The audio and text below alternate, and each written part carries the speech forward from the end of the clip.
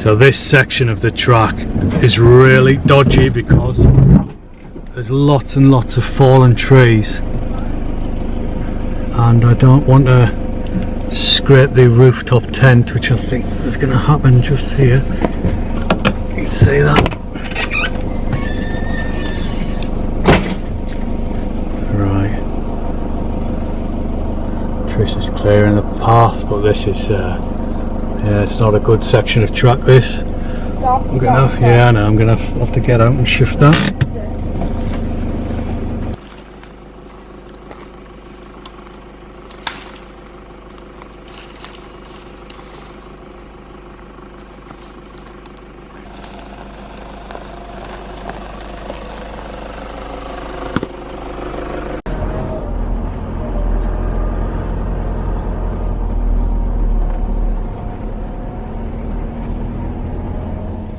Well, we've just found a campsite for tonight. Trish has made us put my hat on, like, because my bald patch is getting burnt. Today wasn't too bad. We came through some fairly dense forest, which was a little bit risky for the rooftop tent because there was a lot of low-hanging branches and trees that had fallen down.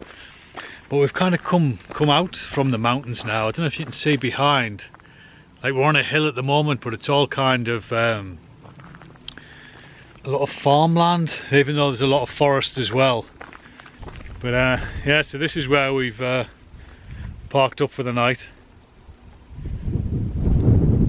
So we're about maybe 2 kilometers from the road in that direction, and about 2k from the road in that direction. So that's good enough for me. Got some lovely views out there.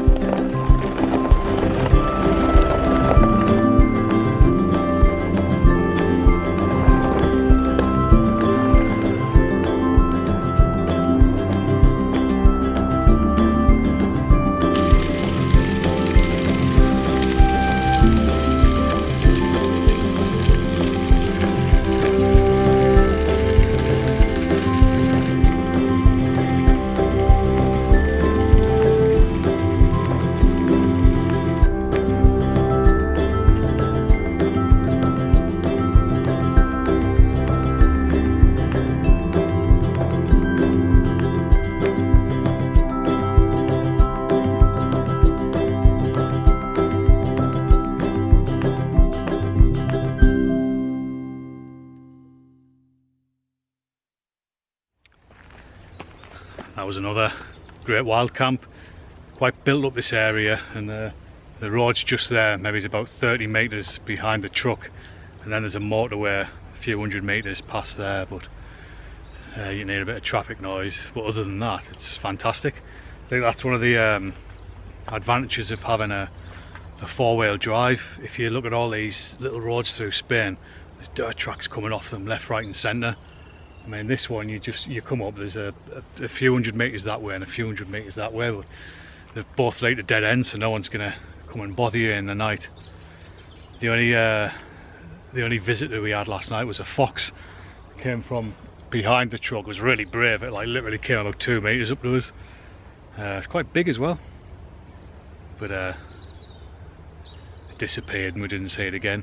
So the plan now is we're going to head down to the supermarket, about 20 minutes away from here, to pick up some more drinking water supplies, a bit more food maybe, and then head on to the other roadbook 18, which will start taking us back north again towards the southeast corner of France. We've got about 8 days left before we have to start heading up through France, so just going to take our time. This was our 5th night wild camping.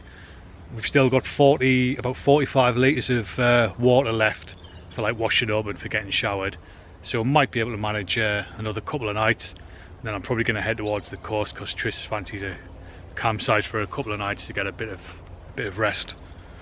I guess it tires you out a little bit doing all the 4-wheel driving constantly and navigating, etc. So yeah, well, that's it. Pretty much packed up now. It's about 9:30, 10:15, and we're just going to head down, get back on the tarmac and continue our journey.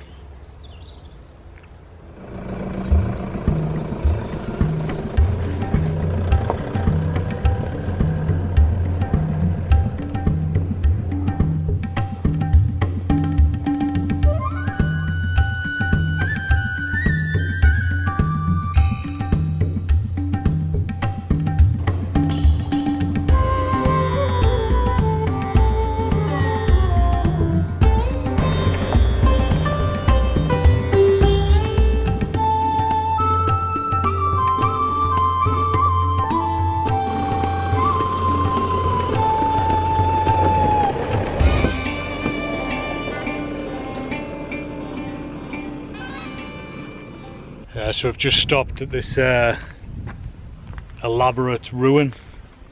It's been pretty slow going today, so we were thinking we might actually just stop and camp here, but let's have a look inside.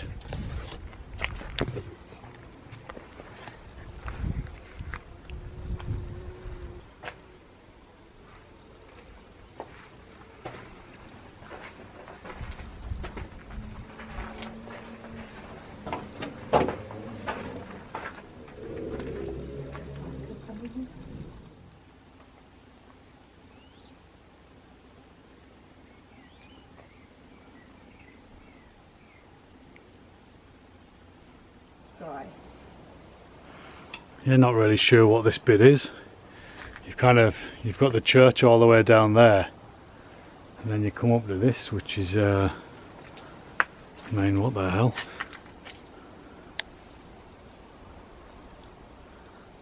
And someone's behind there.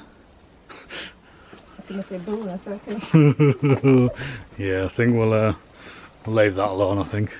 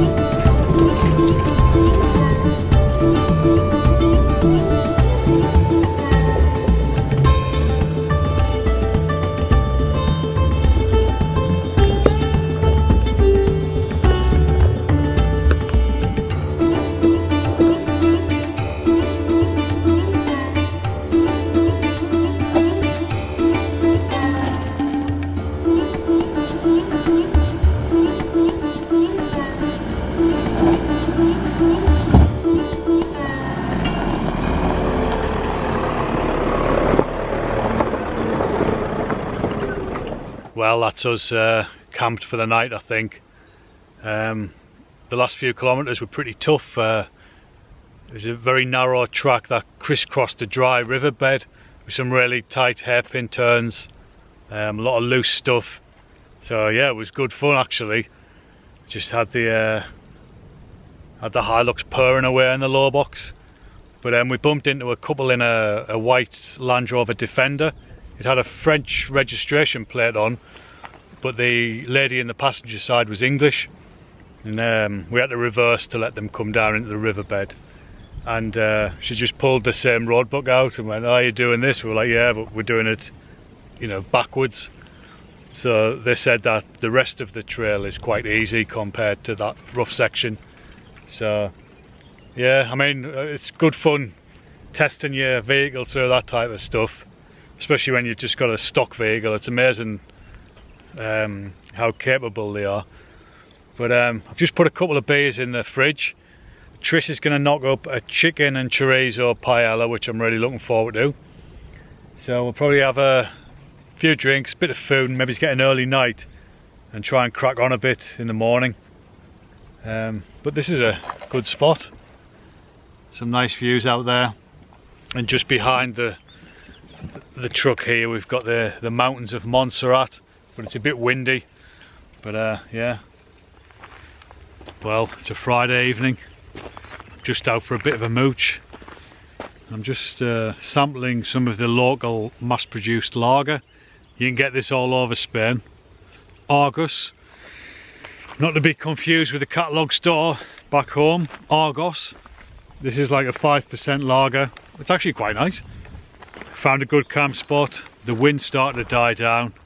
You can see there, it's just another absolutely beautiful place to spend the night.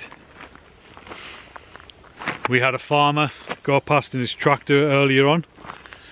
Just give us a big smile and a wave, you know. Absolutely not bothered one bit that we're camping here. But yeah, this afternoon was great. We must have done about 10 kilometers where I was pretty much in the low box constantly. It was a real good opportunity to practice some of my 4x4 skills. Christ, it's tough walking uphill. So yeah, it's good practice.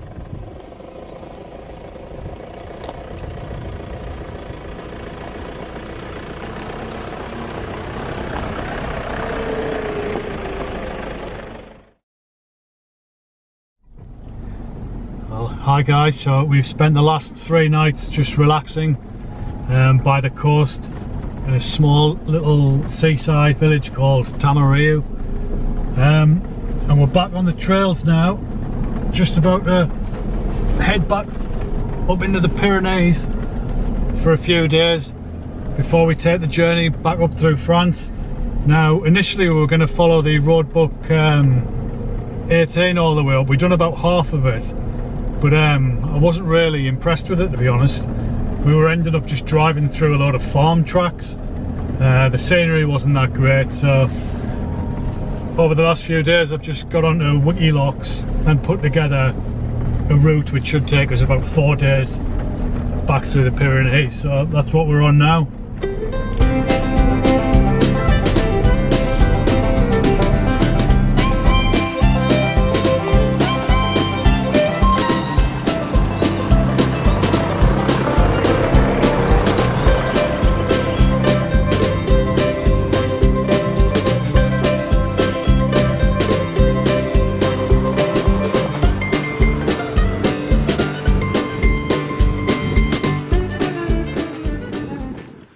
So as I said earlier, we've spent a couple of days just chilling out by the sea. It was alright actually. I think we needed a bit of a break. and I just decided against doing the rest of that road book. I was looking through each page, and I found this with some of the Vibroction books, is that in order to kind of link routes up, the route just takes you through a lot of basically farmland, and it's not great driving. There's just fields, there's tractors, there's olive groves, a lot of that about, and to be honest, sometimes it's quicker just to get on the road and go to the next mountain track or the next long track. So yeah, I looked at the rest of it, and it was heading up the Costa Brava. There was lots of road sections, a few off-road bits, but that area is just so busy. I mean, it was rammed. We got into it on the Sunday, and it was just traffic jams.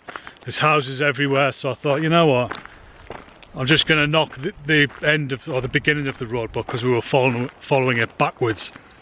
I thought, I'm just going to knock that on the head. Get me Wikilocs app. I spent half an hour looking for a few tracks that we could kind of string together. So we found one of them, and you know, this is where we're going to camp tonight. And we're right up on the Spanish side of the Pyrenees. Just see for miles around us. It's an amazing spot.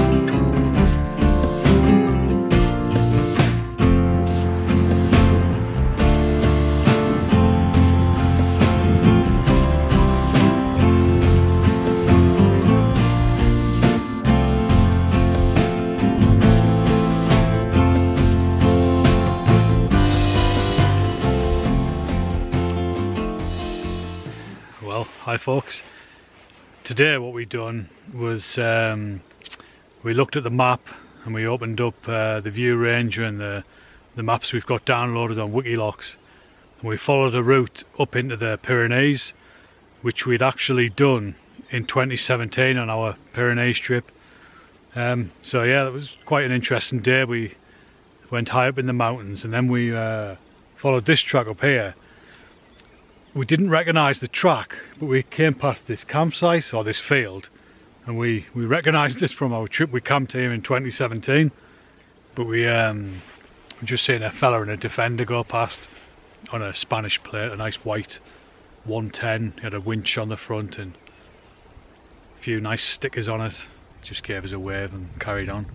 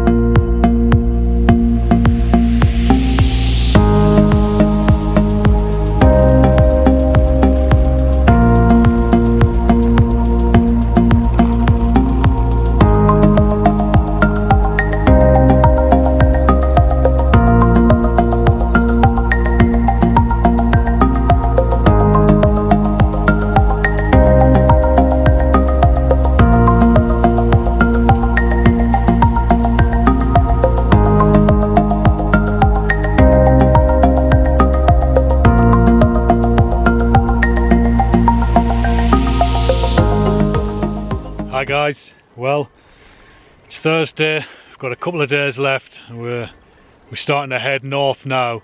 So we're just heading towards the French border to a little Spanish town called Viella. And we're coming up a road here, a mountain road, which is amazing. Just every bit as good as the Stelvio Pass and the Transfer Garrison and the likes of those. It's times like this when I see the motorcyclists go by and I think, wow man, I need to come back to Europe on the motorcycle. But yeah, we're pretty much coming to the end of the trip now.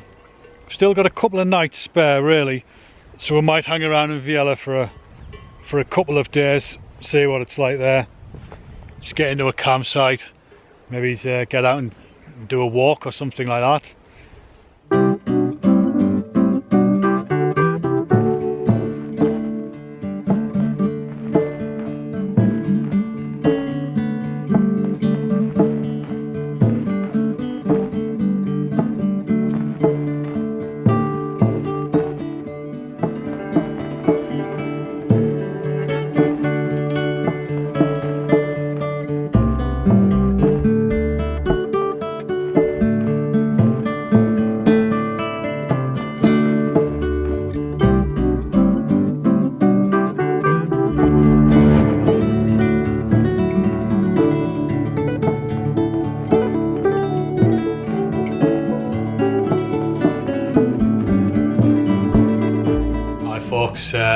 This is pretty much the end of the trip. The last couple of days have been a bit mad. We spent about 5 days driving up from the Pyrenees up through France. We stayed at a couple of villages. This trip was so unorganised that we actually got our date we were sailing home wrong, so we kind of had an extra day, so we've ended up visiting Brugge for a couple of nights, which is alright actually. There's a campsite within about a 40-minute walk from the city centre, so that's what we've been doing. Yeah, it's a really unorganised trip this one, but it's been fun. So we're on the ferry here. I'm in the club double, because that's how I roll. It's actually got a nice little mini bar which I'm just about to get stuck into. So yeah, where was I? Yep. Yeah, thanks for watching, and I'll see you again in the next one.